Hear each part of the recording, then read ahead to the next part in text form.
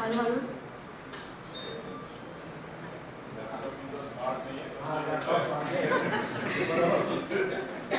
So मला असं वाटतं की ह्यातला काही आणि याला बेसिकली खर्च कमी येतो. नॉर्मली साधारणपणे काही लाखांपासून खर्च येतो, पण त्या जागा अवेलेबल आहे आणि that can be converted. This I was not knowing की ऑलरेडी तुमच्या ह्याच्यामध्ये आहे, पण मला असं वाटत होतं की आपण नवी मुंबई सिटी गाईड बनवू शकतो. आणि सर ॲक्च्युली सकाळीच मी एका व्यक्तीशी बोलले, तर त्यांनी आपल्याला we got the sponsorship, we got the technical person, आणि ते आपल्याला 5 वर्ष मेंटेनन्स सहित हे ॲप तयार करून द्यायला रेडी आहे. सो CSR सेलमधनं सकाळची ती अचिव्हमेंट आहे. If it is already included in our tender तर मग कदाचित it's may be a different part, पण जर नसेल तर त्याचं पर्सन इज अवेलेबल आणि त्याचं तुम्ही मीटिंग करून देऊ शकतो. सो मला असं वाटतं की ही खूप महत्त्वाची गोष्ट आहे.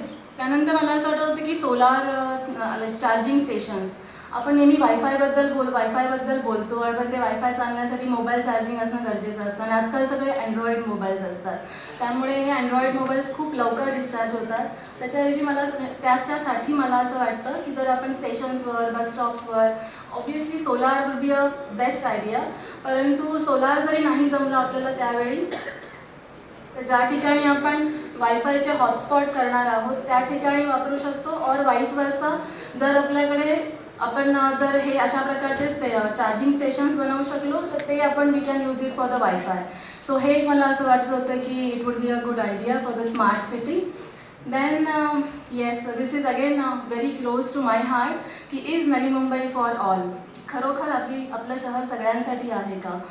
तर तुम्ही इथे फिगर बघता आहात की 1 पर्सन कॅन, जो स्टेअरकेस चढू शकतो तो चढू शकतो, जिंकू शकतो, पण ज्याला पॉसिबल नाही तो तिथेच थांबू शकतो. सो ऑलरेडी आपण CE सर आणि ETCच्या माध्यमातून आपण बॅरियर फ्री इन्फ्रास्ट्रक्चरचा एक प्रोजेक्ट घेतलेला आहे, आणि मला असं त्याच्यावर आपण खूप फास्ट वर्क करून that can be major point, कारण this is going to be a major point in the smart city. So, and obviously this also benefits people without disability, because a city without obstacles increases quality of life for all. So हा एक मला असं वाटतं खूप महत्त्वाचा मुद्दा आहे. दुसरं मला असं वाटतं की yes, this is the most important thing.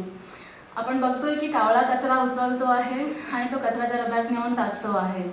मला असं वाटतं की civic sense is like a low maintenance. I feel civic sense is a half done. जर आपण सिविक सेन्स डेव्हलप करू शकलो तर आपल्याला वेगळ्या मेंटेनन्सची अजून गरज पडणार नाही. आणि याच्यावर मला असं वाटतं की आपण we talk about paintings and we talk about competitions essay, but we don't talk about the civic sense.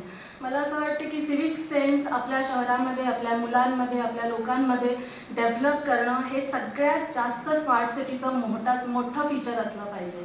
त्यामुळे we should work on this. आणि all age student, neighbourhood resident, sports participant, art participants, volunteers, worker, entrepreneur, voter, soon to be voter, and perhaps participants in town meeting, सगळ्या लोकांना मला असं वाटतं की training दिलं पाहिजे. आणि it has to start from our schools, कारण मुलं हे सगळ्यात जास्त फास्ट पिकअप करतात. तो civic sense, developing civic sense is the maintenance. Basically low maintenance नाही तर माझं स्वतःचं म्हणणं आहे की it's a half maintenance.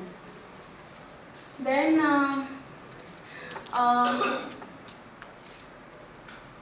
This is something different, पण मला असं वाटतं की या सगळ्याची खूप गरज आहे. ॲक्रिडिटेशन ऑफ NMMC बाय QCI. आपण नेहमी जे काही चांगलं काम करतो ते काम आपलं कोणी दुसऱ्यांनी चांगलं म्हटलेलं आहे का हे बघणं महत्त्वाचं असतं.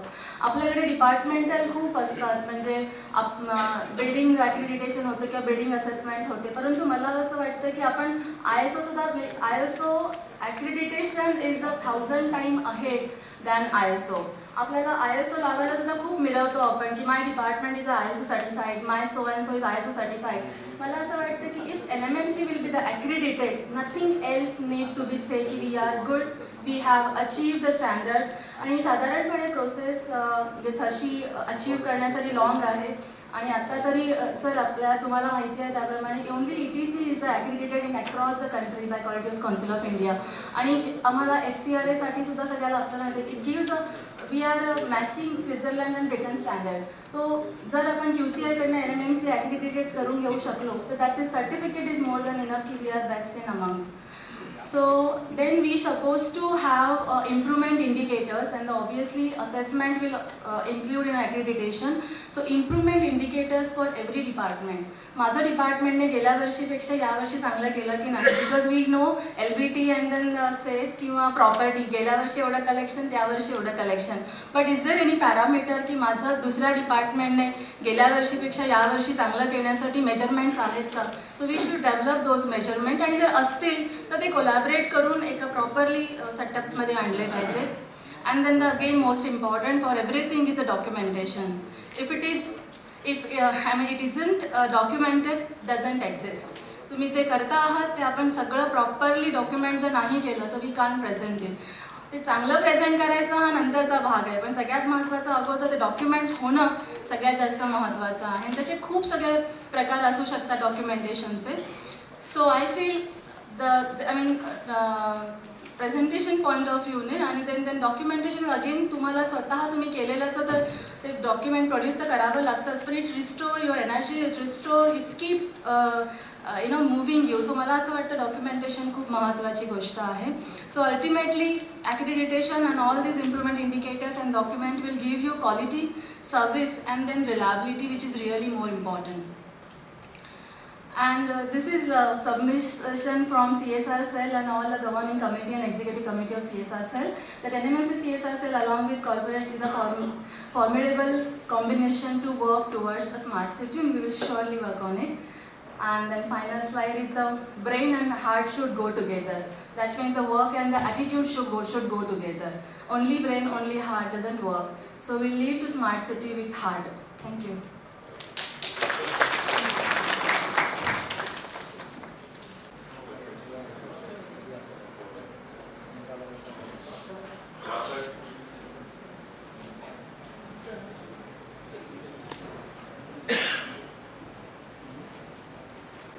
उद्या पण दिली आहे, उद्या मी आजच बोलतो.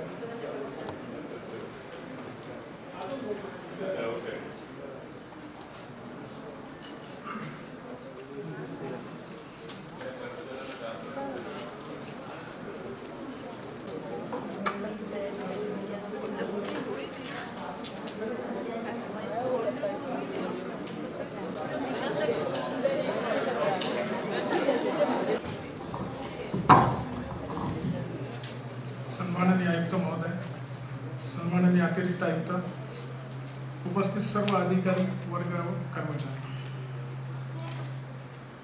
डगावकर साहेबांनी आत्ताच आपल्याला स्मार्ट सिटी बद्दल सविस्तर माहिती दिलेली आहे.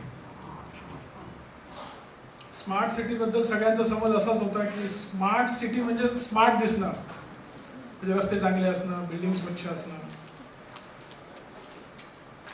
तसं नाहीये. स्मार्ट सिटीमध्ये सगळ्यात महत्त्वाचा जो भाग आहे तो गुड गव्हर्नन्स आहे. या शहरामध्ये राहणाऱ्या लोकांना आपल्याबद्दल, आपल्या संस्थेबद्दल किंवा ही जी महानगरपालिका आहे याच्याबद्दल काय वाटतं, याच्यावरती स्मार्ट सिटीचं भवितव्य अवलंबून आहे. आता बाहेर सगळं चांगलं आहे आणि इथे येणाऱ्या प्रत्येक माणसाला जर त्रास होत असेल, त्याला कुठली सुविधा आहे असं वाटत नसेल, तर स्मार्ट सिटी आहे असं म्हणता येणार नाही. त्यामुळे माझ्या दृष्टीने सगळ्यात महत्त्वाचा जो पैलू आहे स्मार्ट सिटीमध्ये तो गुड गव्हर्नन्सचा आहे, तो स्मार्ट गव्हर्नन्स आहे. मग अशी डगावकर साहेबांनी 4-5 मुद्दे मांडले, त्याच्यामध्ये स्मार्ट गव्हर्नन्स आहे. तर स्मार्ट गव्हर्नन्स हा आपल्या सगळ्यांशी निगडित आहे. त्यामुळे मी LBT विभागाबद्दल स्पेसिफिक, मी असं जनरलाइज कुठलाही प्रेझेंटेशन करणार नाही.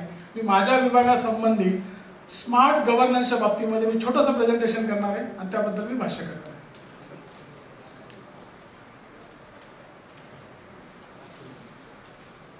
LBT विभाग म्हणाल तर ऑलरेडी स्मार्ट आहे. त्याचं कारण असं आहे की LBT विभागाला, सर मला ते म्हणजे I am very happy, LBT विभागाला ऑलरेडी ISO 9001 सर्टिफिकेशन आहे. आणि ते सर्टिफिकेशन देण्याचं कारणच असं आहे की माझ्या विभागामध्ये प्रॉपर फर्निचर आहे. म्हणजे एखादा माणूस आपल्या ऑफिसमध्ये आल्यानंतर त्याला ऑफिस आहे असं वाटलं पाहिजे, नाही तर अस्तव्यस्त काहीतरी पडलेलं असतं, कुठेतरी विस्कळीतपणा असतो. तसं न होता the office is well furnished. Documentation जे आहे, आपण आपल्या ऑफिसमध्ये जे डॉक्युमेंटेशन ठेवतो ते प्रॉपर आहे. त्याच्यानंतर माझ्या ऑफिसमध्ये म्हणजे LBT ऑफिसमधील प्रत्येक रेकॉर्ड हे डिजिटाईज झालेलं आहे. That is the biggest achievement we have. म्हणजे उद्या काही डिस्ट्रॉय झालं, रेकॉर्ड खराब झालं, नंतर हायकोर्ट सुप्रीम कोर्टामध्ये काही केस लागली, 20 वर्षापूर्वीचं आपल्याला रेकॉर्ड पाहिजे असेल सापडत नाही, अशी कुठलीही सिच्युएशन LBT विभागात नाही. LBT विभागाचं संपूर्ण डॉक्युमेंटेशन हे डिजिटायझेशन झालेलं आहे. त्याच्यानंतर फाईल्स वगैरे ज्या आहेत, फिजिकल फाईल्स, त्या प्रॉपर मेंटेन करून सिस्टमॅटिकली रेकॉर्ड केलेल्या आहेत. या सगळ्या गोष्टी ज्या आपण केलेल्या आहेत त्याच्या आधारे LBT विभागाला ISO 9000 सर्टिफिकेशन मिळालेलं आहे. त्याच्यानंतर LBT विभागामध्ये कम्प्युटरायझेशन सुद्धा झालेलं आहे. तर ते कम्प्युटरायझेशन कशासाठी आहे, जो डेटा सगळा LBT विभागात येतो तो कम्प्युटराइज केलेला आहे. डीलरचं रजिस्ट्रेशन, डीलर एखादा नवीन आला तर त्याला रजिस्ट्रेशन सर्टिफिकेट दिलं जातं, त्याचा डेटा सगळा सेव्ह केलेला आहे. असेसमेंट रेकॉर्ड, प्रत्येक वर्षी प्रत्येक व्यापाराची निर्धारणा आपण करतो, त्या रेकॉर्डचं सुद्धा कम्प्युटरायझेशन आपण केलेलं आहे. मंथली पेमेंट्स जे व्यापारी भरतात त्याचं कम्प्युटरायझेशन झालेलं आहे. त्यामुळे आपल्याकडे हे कम्प्युटरायझेशन झाल्यामुळे आपल्याकडे डिफॉल्टर्स म्हणजे जे लोक टॅक्स भरत नाही यांची यादी काढणं, यांना ट्रेस आउट करणं, त्यांच्या पाठीमागे लागणं, त्यांना शोकॉज देणं, त्यांना पकडणं हे खूप सोपं झालेलं आहे. आणि तिसरा महत्त्वाचा मुद्दा इफिशियन्सी ऑफ स्टाफ. ISO 9001 सर्टिफिकेटमुळे आणि कम्प्युटरायझेशनमुळे नॅचरली तिथं काम करणाऱ्या लोकांमध्ये सुद्धा त्या लोकांची सुद्धा इफिशियन्सी वाढलेली आहे, गुणवत्ता त्यांची वाढलेली आहे आणि त्याचा परिणाम कामात दिसून येतो आपल्याला. पण LBT विभाग स्मार्ट असला तरी तिथं स्कोप नाही असं नाहीये, आणखी आपल्याला पुढे त्याच्यामध्ये काम करण्याचं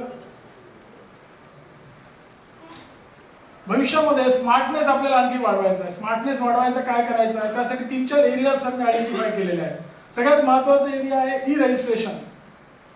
LBT विभागामध्ये सगळ्यात बेसिक जी गोष्ट होते ती रजिस्ट्रेशन होते. कुठलाही नवीन व्यापारी धंदा सुरू केला की त्याचं रजिस्ट्रेशन घ्यावं लागतं. मग ते रजिस्ट्रेशन घेण्यासाठी त्याला ऑफिसमध्ये यावं लागतं, सगळे कागदपत्र सादर करावं लागतात, फोटो 4-5 वेळा चक्रा मारा, त्याचं रजिस्ट्रेशन सर्टिफिकेट एकदा अलॉट झालं की पुन्हा यायचं, घेऊन जायचं. व्यापारी मंडळी ही आपल्या कामामध्ये खूप व्यस्त असतात, वेळ वाया घालवणे हे त्यांना शक्य होत नाही. त्यामुळे ई-रजिस्ट्रेशन जर आपण करू शकलो तो जो कोणी व्यापारी व्यवसाय करतोय तो त्याच्या व्यवसायाच्या ठिकाणावरनं किंबहुना त्याच्या ऑफिसमधनं रजिस्ट्रेशनसाठी सगळे डॉक्युमेंट्स अपलोड करेल. आपल्या ऑफिसमध्ये सगळे डॉक्युमेंट्स मिळतील, ते डॉक्युमेंट्स व्हेरीफाय करून आपल्या ऑफिसमधनं त्याला रजिस्ट्रेशन सर्टिफिकेट ऑनलाईन इश्यू केला जाईल. तो तिकडे रजिस्ट्रेशन सर्टिफिकेट ऑनलाईन जे दिलेलं आहे ते डाउनलोड करून आपल्या ऑफिसमध्ये फ्रेम करून लावून देईल.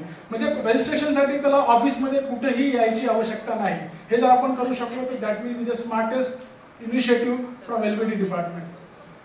दुसरं महत्त्वाचं इनिशिएटिव्ह जे आहे स्मार्टनेस गुड गव्हर्नन्समध्ये किंवा स्मार्ट गव्हर्नन्समध्ये ते ई-पेमेंट. आत्ताची जी तत्कालीन पद्धत आहे त्याच्यामध्ये पेमेंट करण्यासाठी त्याला चेक तयार करावा लागतो, चलन हाताने भरायचं, बँकेत जायचं, बँकेत टाकायचं. त्याच्यानंतर बँक बंद असेल तर पुन्हा दुसऱ्या बँकेत जा, ब्रांचेस वेगवेगळ्या ठिकाणी असतात.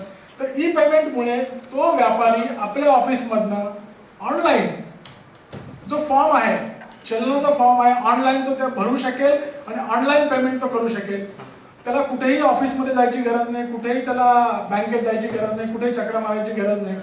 त्याने तिथनं ऑनलाईन पेमेंट केलं तर बँकेत जमा होईल, बँकेतनं आपल्याला माहिती मिळेल की ऑनलाईन पेमेंट जमा झालेलं आहे. ही जर सुविधा आपण करू शकलो तर व्यापाऱ्यांसाठी सगळ्यात मोठी सुविधा ही होणार आहे. तिसरी महत्त्वाची आहे ई-रिटर्न्स. व्यापाऱ्यांना प्रत्येक महिन्याला चलन भरावं लागतं, वर्षाच्या शेवटी त्यांना रिटर्न भरावं लागतं. ते रिटर्न 4 पानाचं रिटर्न असतं, त्यांना हाताने भरायचं, ते ऑफिसमध्ये पाठवायचं, शिक्का मारून पुन्हा एक कॉपी घ्यायची, ऑफिसमध्ये सुद्धा फिजिकली सबमिट करायचं. हे खूप टीडियस असतं, व्यापारी वैतागतात. आपण हे ई रिटर्नचा करू शकलो तर आपल्या वेबसाईटवरती रिटर्नचा प्रोफार्मा फॉर्म अवेलेबल असेल, त्यांनी वेबसाईटवरच तो फॉर्म भरायचा आणि सबमिट करायचा. तो तिकडे सबमिट केला की आपल्या ऑफिसमध्ये तो आपल्याला मिळेल. आपण डाउनलोड करून एक कॉपी आपल्याकडे ठेवायची, ॲक्नॉलेजमेंट कॉपी त्याला पाठवून द्यायची. त्याला आपल्या ऑफिसमध्ये कुठे यायची आवश्यकता नाहीये. तिसरं सगळ्यात महत्त्वाचं क्रॉस चेक मॉड्यूल आहे. LBT डिपार्टमेंटचा जो गाभा आहे, जो बेसिक बेस आहे, तो असा आहे की त्याने आपल्या कॉर्पोरेशनच्या हद्दीच्या बाहेरनं किती माल आणलेला आहे आणि त्याच्यावरती तो टॅक्स भरत असतो. पण बऱ्याचशा वेळेस व्यापारी कॉर्पोरेशनच्या हद्दीमधनंच आम्ही माल घेतलेला आहे, आम्ही बाहेरनं आणलेला नाहीये. यासाठी तो जेव्हा असेसमेंटला येतो त्यावेळेस त्याची प्रत्येक गोष्ट, बिल असेल, चलनं असतील, बाकीचे डॉक्युमेंट्स असतील, ते व्हेरीफाय करावं लागतात. ते व्यापाऱ्यांना 2-2, 4-4, 5-5 वर्ष ठेवावं लागतात आणि असेसमेंटच्या वेळेस जो कोणी LBT ऑफिसर असेल त्याच्यासमोर आणून व्हेरिफिकेशनसाठी द्यावे लागतात. कधी कधी त्याचा जेन्युइन बिझनेस असतो पण तो बिलं वगैरे सबमिट करू शकत नाही, ते डिसअलाव होतं, त्याला त्याच्यावर इंटरेस्ट पेनल्टी बसतो, व्यापारी वैतागतो. हे क्रॉस चेक मॉड्यूल जर आपण डेव्हलप करू शकलो, त्या आधारे त्या व्यापाऱ्याने कॉर्पोरेशनच्या हद्दीमध्ये किती परचेस केलेलं आहे, कॉर्पोरेशनच्या हद्दीच्या बाहेरनं किती परचेस केलेलं आहे, आणि जे हद्दीच्या बाहेरनं परचेस केलेलं आहे ती इलेक्ट्रॉनिकली कम्प्युटराइज माहिती आपल्याला मिळू शकेल. तेवढंच याच्यावरती आपण त्याला टॅक्स लावायचा, बाकीच्या गोष्टी त्याला अलाव करायच्या. व्यापाऱ्याला कुठल्याही डॉक्युमेंटेशन करायची गरज नाही, कुठलाही रेकॉर्ड ठेवायची गरज नाही. हे सगळ्या गोष्टी ज्या आहेत, E registration, E payment, E returns आणि क्रॉस चेक मॉड्यूल, हे जर आपण केलं तर that will be the smartest governance. व्यापाऱ्याला कुठल्याही परिस्थितीमध्ये आपल्या ऑफिसमध्ये यायची आवश्यकता नाही, त्यासाठी वेळ द्यायची आवश्यकता नाही. त्यांनी त्याच्या व्यवसायामध्ये वेळ दिला पाहिजे आणि आपली व्यवसाय वृद्धी केली पाहिजे. हे झालं एलबीटी डिपार्टमेंट बद्दल. आता एक जनरल स्मार्टनेस बद्दल, म्हणजे एक आपण जे बोललो गव्हर्नन्स, स्मार्ट गव्हर्नन्स एक सगळ्यात महत्त्वाचा भाग आहे regular training of the staff. बऱ्याचशा वेळेस वेगवेगळ्या विभागामध्ये वेगवेगळे अधिकारी कर्मचारी काम करत असतात, परंतु त्या विभागाचं मॅन्डेट काय आहे, त्या विभागाचं प्राथमिक कर्तव्य काय हे बऱ्याच वेळेस माहीत नसतं आपल्याला. त्यामुळे जे लोक आपल्या विभागात येतात, आपल्याला भेटतात, ते आपल्याला एखादी गोष्ट मागतात, आपल्याला माहितीच नसतं ही आपल्या विभागाशी संबंधित आहे का. असली तरी त्यांना आपण समजून सांगू शकत नाही की बाबा हे असं आहे, ते असं आहे. मग त्यामुळे ते लोक नाराज होतात, नाराज झाल्यानंतर विभागाला वाईट बोलतात आणि नाराज होऊन निघून जातात. आपल्या विभागाची इमेज, म्हणजे एलबीटी विभागच नाही, सगळ्या विभागांची इमेज ही चांगली असली पाहिजे. तिथं आल्यानंतर तिथला अधिकारी किंवा कर्मचारी हा त्या विभागाच्या मॅन्डेटशी परिपूर्ण असला पाहिजे. त्यासाठी त्या स्टाफला प्रत्येक विभागामध्ये जे अधिकारी किंवा कर्मचारी काम करतात त्यांना त्या विभागाची माहिती होण्यासाठी रेग्युलर ट्रेनिंग असलं पाहिजे.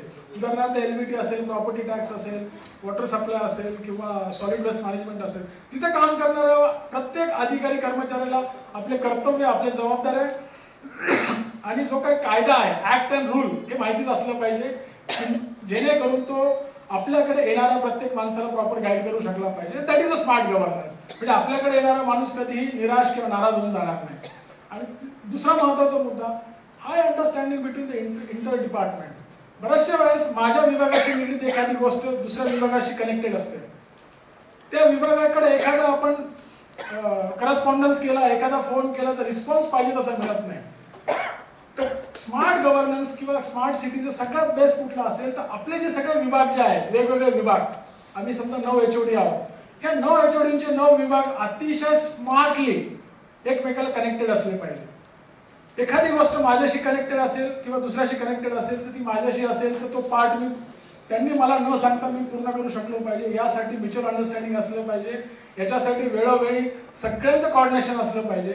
आणि हे इंटर डिपार्टमेंटल कॉर्डिनेशन जर आपण करू शकलो तर डगावकर साहेबांनी जे सांगितलं, बाहेरच्या ज्या गोष्टी आहेत त्या आपण इफेक्टिव्हली त्याला इम्प्लिमेंटेशन करू शकतो. नाही तर बाहेर आपण सगळ्या गोष्टी प्लॅन तयार करतो, इम्प्लिमेंटेशनची जेव्हा वेळ येते तेव्हा इंटर डिपार्टमेंटल कॉर्डिनेशन नसल्यामुळे बऱ्याचशा वेळेस इम्प्लिमेंटेशनमध्ये बाधा येते. ती येऊ नये, सगळ्या विभागांनी एकमेकाच्या सहकार्याने जे काही आपण इम्प्लिमेंटेशन करणार आहोत त्याला गती द्यावी. गती देण्यासाठी इंटर डिपार्टमेंटल कॉर्डिनेशन अतिशय महत्त्वाचं आहे. ते आपण जर अचीव केलं तर स्मार्ट गव्हर्नन्समध्ये आपल्याला त्याचा फायदा होऊ शकतो. आणि माझ्या डिपार्टमेंटच्या बाबतीत बोलायचं झालं तर सर, हे जे काही इनिशिएटिव्ह आहे, हे इनिशिएटिव्ह जर आपण केले तर यामुळे जो वर्ग आहे, जो ह्या महापालिकेला महसूल मिळवून देण्यासाठी आपल्याला टॅक्स भरत असतो, त्याचे जर ग्रीव्हन्सेस आपण ॲड्रेस करू शकलो तर त्याच्याकडनं आपल्याला टॅक्स तर जास्त मिळेल. तसेच आपले शहर हे स्मार्ट आहे याबद्दल सुद्धा त्याच्याकडनं आपल्याला प्रसिद्धी जास्त मिळू शकेल. म्हणून एलबीटी डिपार्टमेंटबद्दल हे छोटंसं प्रेझेंटेशन होतं. नंतर जसं आता दिस इज द फर्स्ट फेज, याच्यामध्ये हे छोटंसं सजेशन आहे. जसं जसं आपण स्मार्ट सिटीमध्ये आपण बाकीच्या गोष्टी क्रिस्टल क्लिअर होत जातील, त्याच्यानंतर आपण त्याच्यामध्ये प्रगल्भतेने आपण इन्व्हॉल्व होऊ. आणि सगळ्यांनी याच्यामध्ये त्याचे बसलेले आहेत, वेगवेगळ्या विभागातील अधिकारी कर्मचारी आहेत, सगळ्यांनी याच्यामध्ये पार्टिसिपेट व्हायला पाहिजे. सगळ्यांना काही ना काही अडचणी आपल्या कामकाजामध्ये आलेल्या असतात. सगळ्यांना असं वाटतं की हे असं नाही असं असलं पाहिजे, हे असं नाही तसं असलं पाहिजे. तर तुम्हाला जे जे काय वाटतं ते सगळ्यांनी याच्यामध्ये कॉन्ट्रीब्यूट करावं असं मी आयुक्त महोदयांच्या वतीने आपणास विनंती करतो. धन्यवाद.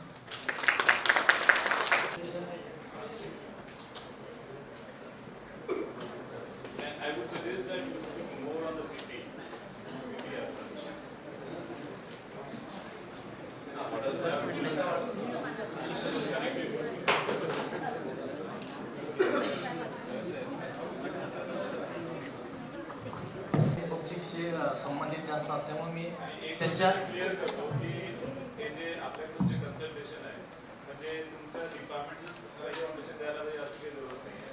इन जनरल या शहराबद्दल तुम्हाला काही वाटत असेल जसं काही प्रेझेंटेशनमध्ये आपण बघितलं की तुम्हाला वाटत असेल की या शहरामध्ये सेवरेजची समस्या आहे. इव्हन तो वाटत असेल यू कॅन प्रेझेंट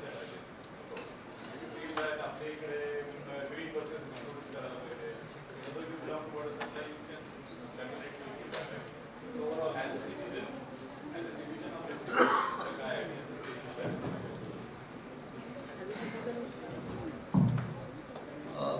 तर हे पाणी पुरवठा असेल हे पब्लिकशी संबंधित असल्यामुळे ह्याच्यामध्ये सुविधा नागरिकांना जास्तच कशा करता देता येतील